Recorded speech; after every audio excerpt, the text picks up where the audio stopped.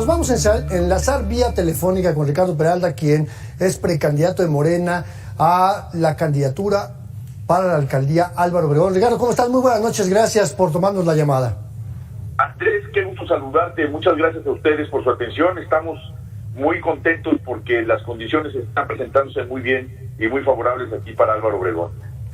Sí, pero déjame preguntarte algo rápido, porque Álvaro Obregón es una alcaldía que territorialmente ocupa bastante espacio y que tiene grandes contrastes. ¿Cómo la ves tú en principio? ¿Cómo ves tú actualmente a Álvaro Obregón y cómo han sido los cambios que ha experimentado, sobre todo el desarrollo urbano?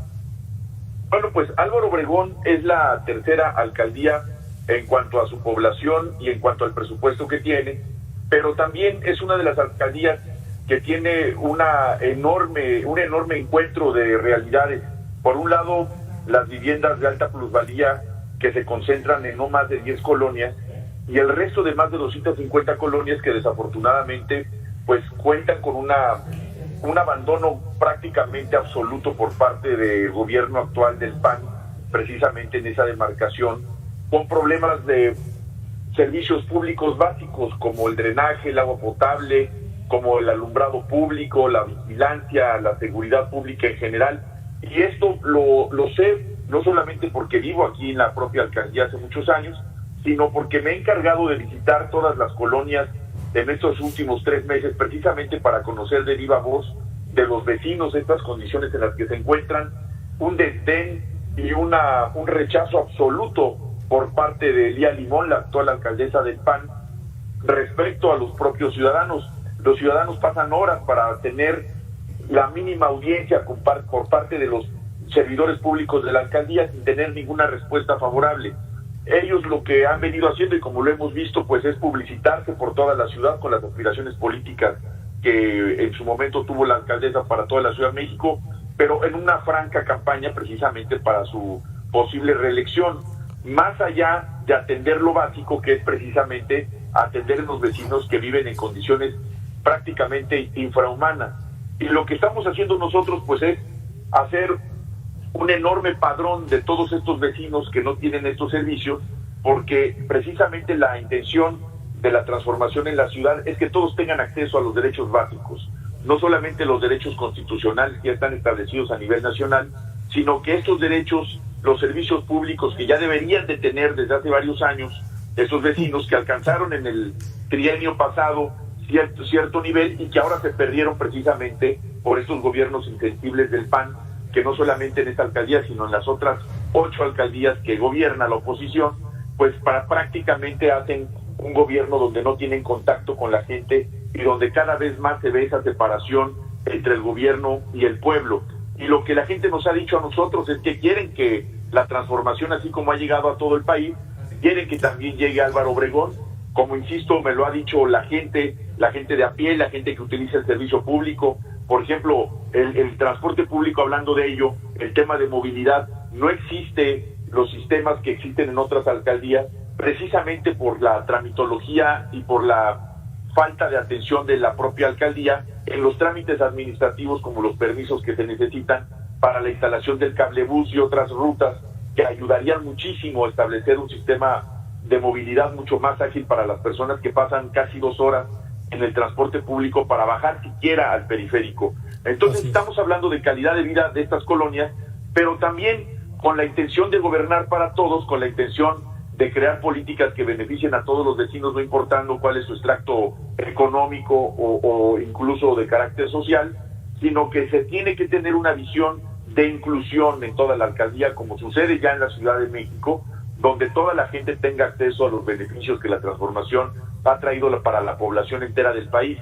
Y pues, Andrés, esta condición que hoy presenta Álvaro Obregón tiene un enorme potencial. La alcaldía, se pueden mejorar mucho las condiciones de la gente que vive en las barrancas, la gente que vive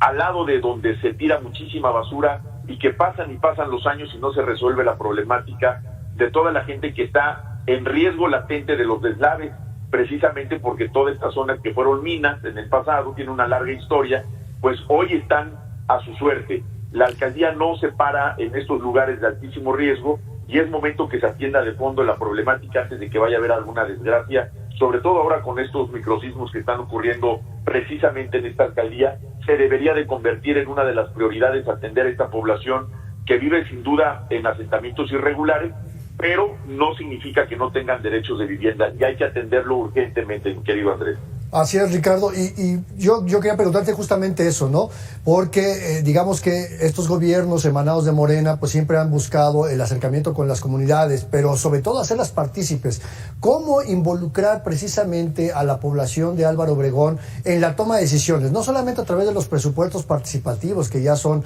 parte de las leyes en la ciudad, sino que se puedan involucrar en otro tipo de decisiones que promuevan la sana convivencia, la construcción de ciudadanía, la decisión de la obra pública, de infraestructura, y que pueda precisamente acercarles estos derechos que están normados en la propia Constitución de la capital. Qué buena pregunta. Fíjate que estos presupuestos participativos, una vez que se gestionan a través de una decisión vecinal, una vez que se entregan, son administrados por la alcaldía. Y la alcaldía los destina para cosas distintas de lo que los vecinos decidieron utilizarlas. Entonces, se convierte esto en una simulación entre lo que dice la ley y lo que administra presupuestalmente la alcaldía. La condición de hoy es que no solamente se definan esos presupuestos participativos como lo decida la gente, sino que realmente se apliquen en lo que la gente lo necesita, porque no es lo mismo la condición de una colonia donde, por ejemplo, para hablar de la colonia 8 de agosto, que son las personas que están asentadas sobre lo que fue en su momento las vías del tren de ferrocarril de Cuernavaca. Estas personas que viven ahí hicieron su solicitud, estoy dando solamente un ejemplo, su solicitud para el presupuesto participativo, y se utilizaron para todo menos para lo que necesita esta gente de ahí, precisamente para el drenaje, para el alumbrado público, para utilizarlo en cámaras de vigilancia por el serio problema que tienen de seguridad pública, pero es solamente un ejemplo de la falta de inclusión de los ciudadanos, de los pobladores de Álvaro Obregón en la toma de decisiones. Yo creo que hoy por hoy nuestro país no solamente se ha politizado más, sino que cada vez más participa la gente en la toma de decisiones, y eso tiene que ser una práctica diaria, no de discurso político ni de discurso electoral, sino tiene que ser un hecho en la práctica, donde la gente que decida para qué se utiliza el presupuesto lo ejerza directamente sin intermediarios, simplemente quizá con la vigilancia de la propia autoridad, pero eso no sucede el día de hoy. No solamente no pueden participar, se les omite, se les ignora, y hoy por hoy pues los ciudadanos siguen siendo los que mandan y deben de seguir mandando en la nueva dinámica de la democracia participativa en nuestra Ciudad de México. Y yo creo que es un ejemplo y una gran oportunidad que se puede dar precisamente en Álvaro Obregón para dar ese cambio urgente a la transformación de esta alcaldía y romper con ese desafortunado círculo donde no hay el vínculo con la autoridad, con la población. Yo creo que se tiene que dar la oportunidad de que entre un gobierno mucho más humano, mucho más sensible, mucho más social, y atienda a toda esta población que en este momento no tiene ninguna relación con el gobierno de la alcaldía Álvaro Obregón. No lo digo yo nada más, lo dicen los pobladores en una gran mayoría, y estoy seguro que la gente lo va a entender, que la gente lo va a decidir, y que eventualmente cuando vengan los tiempos electorales la gente va a tomar una decisión madura y sobre todo de beneficio a la colectividad, querido Andrés. Mi querido Ricardo, te agradezco mucho estos minutos para las audiencias de Mega Noticias, y si nos lo permites, pues vamos a estarte acompañando en esta aspiración tuya a ser candidato de Morena a la alcaldía de Álvaro Obregón. Muchas gracias y buenas noches. Muchas gracias a ti, el agradecido soy yo, y un saludo a todos los vecinos de Álvaro Obregón y de toda la Ciudad de México. Muchas gracias, Andrés, hasta pronto. Hasta la próxima.